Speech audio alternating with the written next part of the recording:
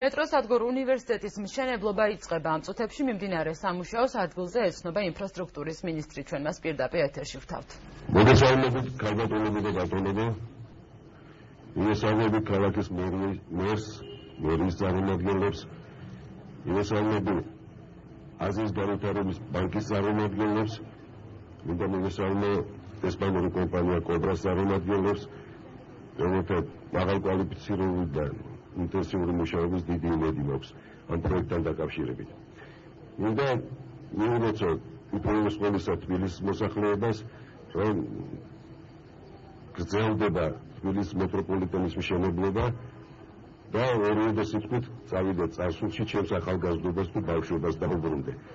მინდა შეგახსენოთ, ერთგვარად ალბათ გახსოვთ, რომ ჯერ კიდევ 1951 წელს იყო მიღებული გადაწყვეტილება თბილისში მეტროპოლიტენის მშენებლობაზე და მე გეტყვით, რომ ეს არ იყო მაინც და მაინც მაშინ სატრანსპორტო ნაკადების განჭურვისთვის გადაუღებელი აუცილებელი ღონისძიება, მას მე თუ ვკითხავთ, უფრო თავდაცვითი მნიშვნელობა ჰქონდა სტიქიური თუ სხვა საომარი ვითარებებიდან გამომდინარე.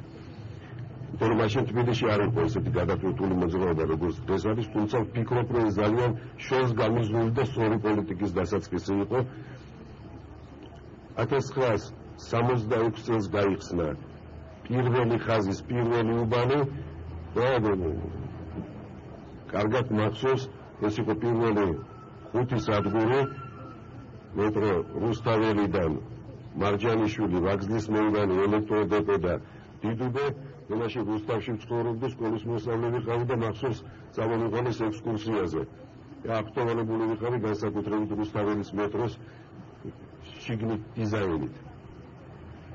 ამის შემდეგ ბევრი დრო გავიდა, მოგეხსენება დღეს მეტროს 22 სადგური ფუნქციონირებს და 27 კილომეტრია მთლიანად, მაშინ როცა პირველი უბანი მხოლოდ 6.3 კილომეტრი იყო, აი დღეს საფუძველი ეთრება 23 სადგურის მშენებლობას, თუმცა ეს მიმართულება ჯერ კიდევ 80-იან წლებში დაიწყო, 85 წელს დაიწყო მიმართულების მშენებლობა, შემდეგ ფინანსების გამო 93 წელს შეჩერდა, შემდეგ მხოლოდ 98-ში განახლდა და მეხსიერება არ გავაკეთებს 2000 წელს გაიხსნა მეტრო სადგური ვაჟა-ფშაველა. და ესეც დაუსრულებელი დარჩა, იმიტომ რომ ორი გაყვანილი გვირაბიდან მხოლოდ ერთი ფუნქციონირებს დღემდე.